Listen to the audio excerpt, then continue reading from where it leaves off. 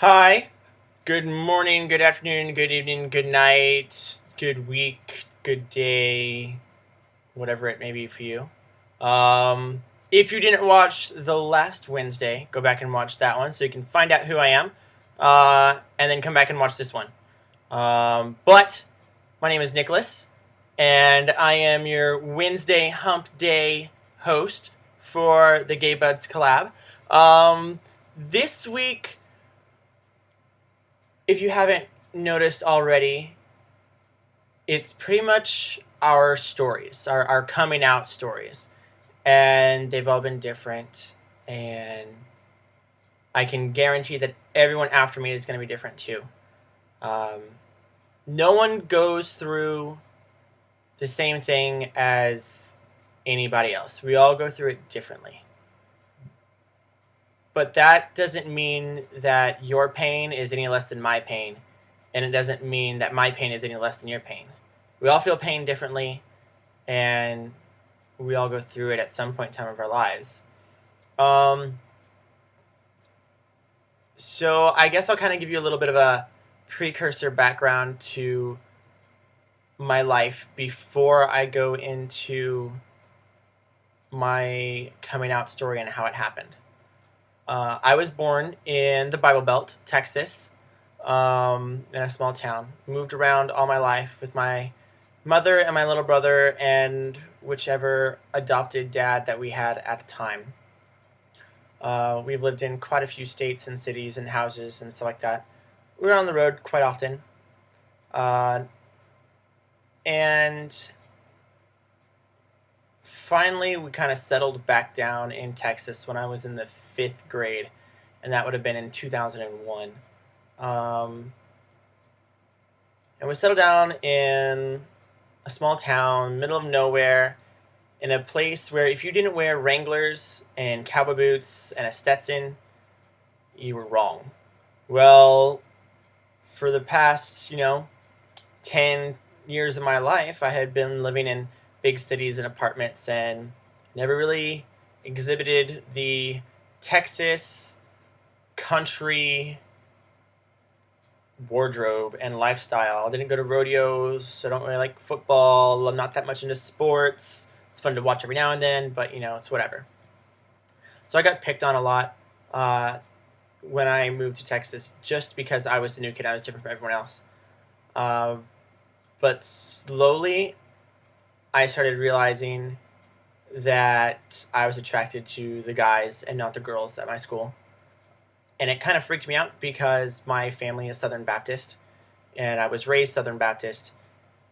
And in the Bible, or we're raised in our religion that being gay is wrong, and I'm definitely not a fan of that statement.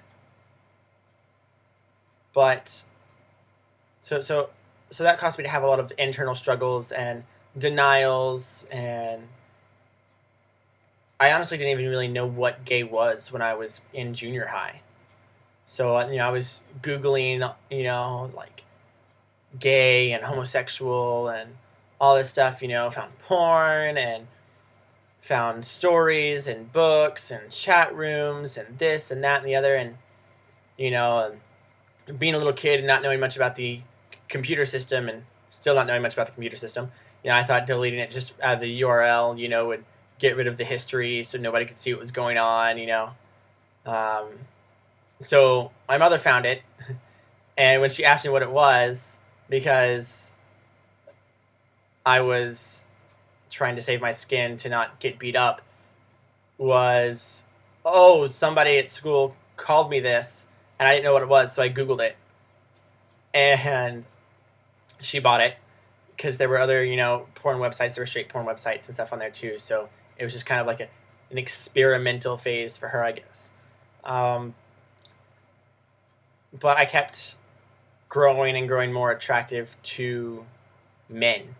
And then I moved my freshman year to the Dallas-Fort Worth area to a bigger school. I went from a school that only had 100 kids in it total to a school that had about 900 kids in it.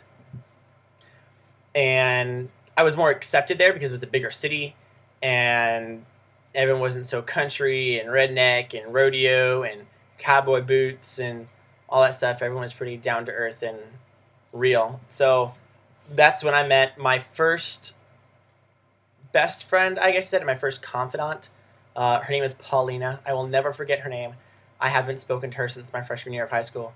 Um, and I remember one day, I was just like, Paulina, I like guys. And she was like, that's cool. It's whatever. I like girls too, and I like guys. And I was like, well, that's cool. Someone who's in the same predicament as me, right? And so life went on my freshman year. I kept hiding it from my mother, and I had the fake girlfriends and all that stuff. I had my beard, I guess you could say. I didn't really have much facial hair now, but I guess I did when I was a freshman. Um, and life went on. But after my freshman year, I moved in with my grandma back in small middle nowhere Texas, and I moved out of my parents' house, and because we were having some issues. Me and my parents didn't really get along on a lot of things because I'm pretty liberal and my parents are pretty conservative. So I moved back in with my grandma and hid it from her and didn't tell her anything. And I went back to being the kid that was bullied in school. I went back to being the kid that was thrown in trash cans and thrown into lockers and beat up just because I was different and I wasn't country, and I was perceived to be gay, which I was. I just didn't want them to know about it because that's where my family's church was, and it was such a small town that if anything were to get out, somebody would hear about it, and I didn't want that to happen because I didn't perceive it at the time to be a good thing. Everyone wants to come out when they're ready. Nobody wants to be forced out.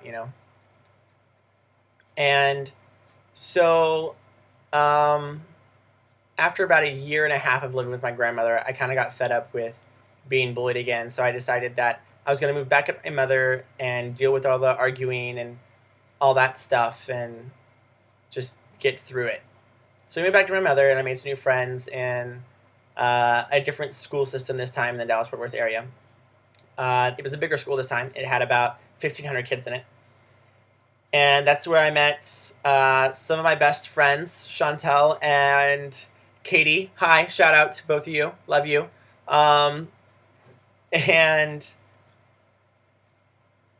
the first time I came out at that school, me and Chantel and another friend were driving to a off-Broadway production of The Wedding Singer, and we stopped at Whataburger, and I was like, hey guys, I have something to tell you. I'm gay. And Chantel, my friend, turned around and they go, well, duh! And I was like, so you don't hate me? And they're like, no, we still love you. We don't even care. So, that put an ease at my heart, and I was able, at least at school, to be who I actually was. So when I was at school, I was myself. I was fun and flirtatious and carefree and all that stuff. But when I went back home to the Southern Baptist conservative lifestyle that my parents were, I pulled it back. I spoke in a deeper voice and I faked it, and I was such a dude, man. I loved chicks and vagina and all that stuff. And anyways, kudos to you lesbians, because I couldn't do it.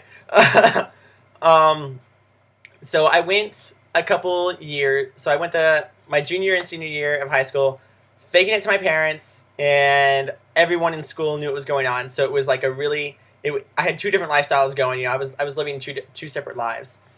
After my senior year, I moved out of my parents' house, and I was living with a coworker in her apartment, and then I got kicked out because my dog ate some of her furniture, and she got really angry. So I moved back in with my grandma. Then I moved in with my cousins. And I was like, well, I can't not really have a place to live, and I don't have a job. So I joined the military and shipped to boot camp for the Air Force and went to tech school. And when I went to boot camp. It was 2010, so Don't Ask, Don't Tell was still in effect. So I couldn't say that I was gay. And when I went through tech school, I had a few friends that knew that I was gay, or at least that I told. But having talked to some of those people now, that it's been a few years later, they're like, yeah, we knew you were gay. It's okay. We knew. It's all good. We don't care. So even before Don't Ask, Don't Tell, I was accepted in the military, which was great. And then September 21st, 2011, the repeal of Don't Ask, Don't Tell went into effect, and you were allowed to say, hey, I'm gay in the military.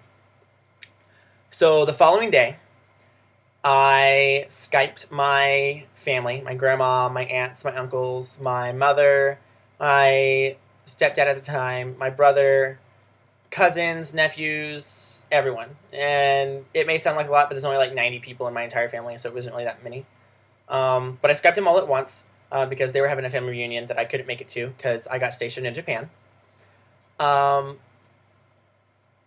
And I had everyone gather around the computer, and I told everyone at the same time in my family. And I told them I was gay.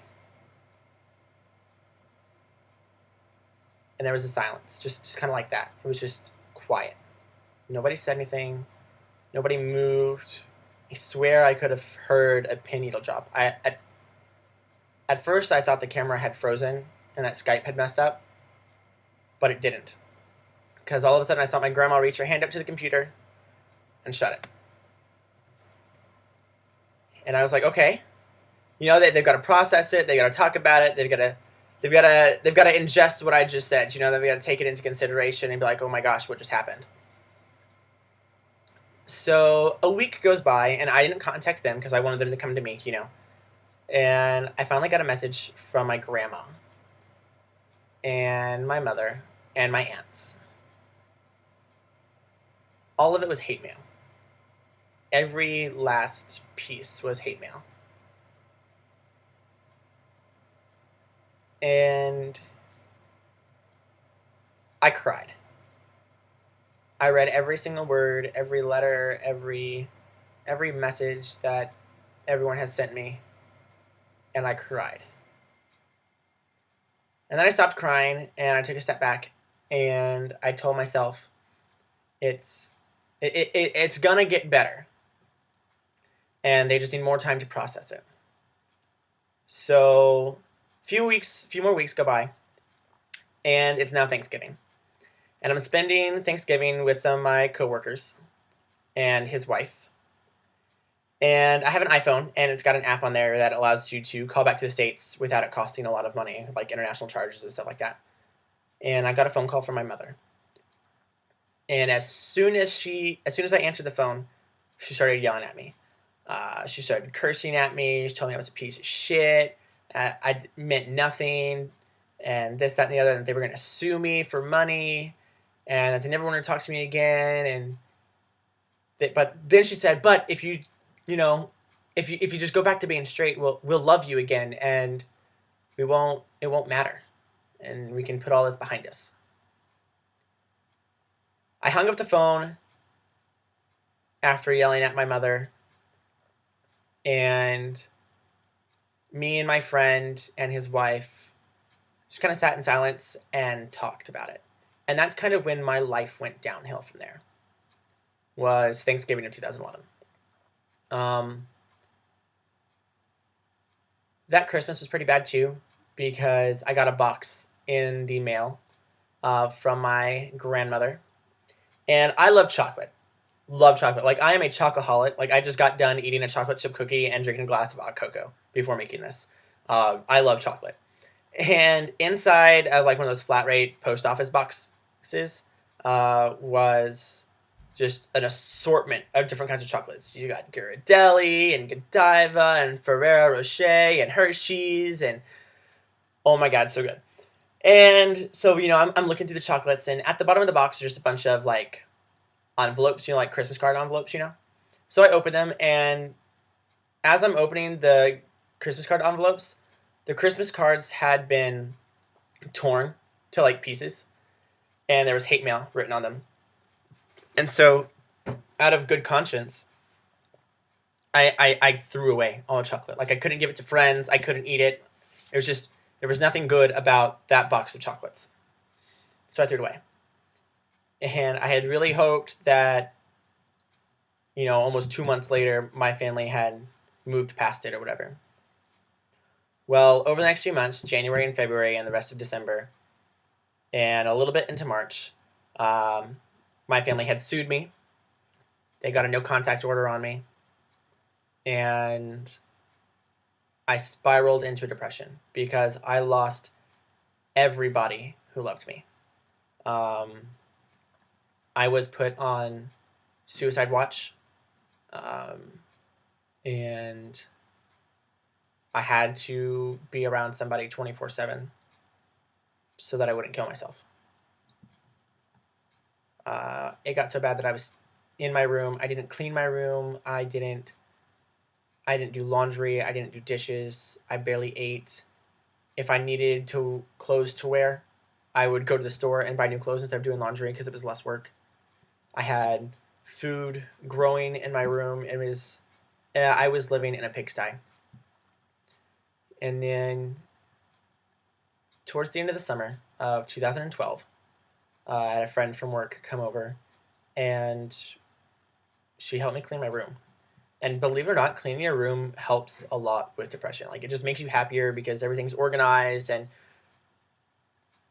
your life doesn't seem as much of a mess anymore. And I really want to say thank you to her, and thank you to my coworkers and to the friends that I had here in Japan, because if it wasn't for them, I wouldn't be here today making this video for you to share my story. And 2012 was the biggest learning experience for me. I learned that people in your past aren't always going to be in your future. People that you love aren't always going to love you back. And that you can't let life get you down.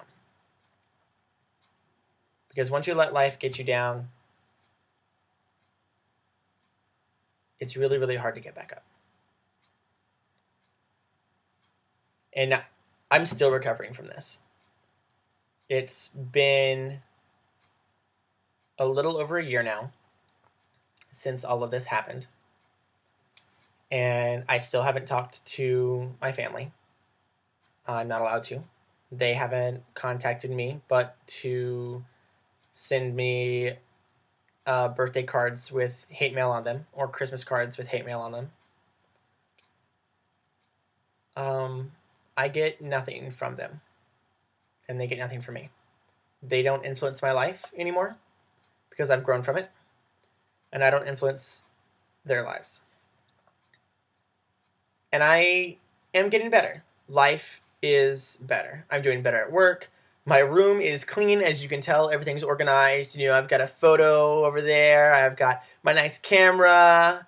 I've got my bed. I've got a teddy bear named Fred. He's the best. But that's my story. And I encourage one thing.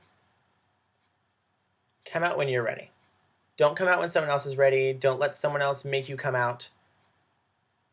And always know that it's not always going to be what you seem at first. But it does get better. It really does. Because now I'm not spending money on my family for Christmas presents and stuff like that. So I'm saving more money, or spending it on me more. Lack of saving, maybe. But I don't have the negativity in my life. I don't have people in my life telling me I can't do something, that I'm not worth something. Now I only have people in my life that love me and care for me and are there for me.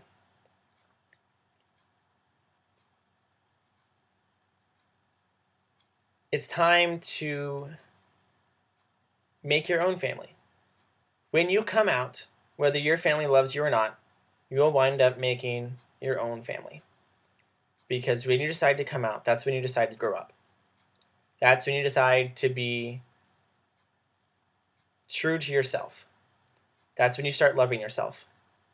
And as RuPaul says, if you can't love yourself, how in the hell are you going to love somebody else? Can I get an amen?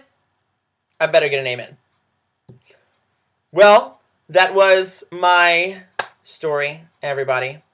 And I hope you tune in to the following days to hear the rest of the GBC's coming out stories. And please, please, please, if you have any questions, comments, concerns, you can comment down at the bottom of this video, or you can go over to the right-hand side of the page, and you can find my Facebook, you can find my Twitter, and you can find the link to my personal YouTube page. Send me a message, and send me a question, and I will get back to you as soon as possible. I love every single one of you guys, and I love doing this. And love yourself. It's the most important part. Bye.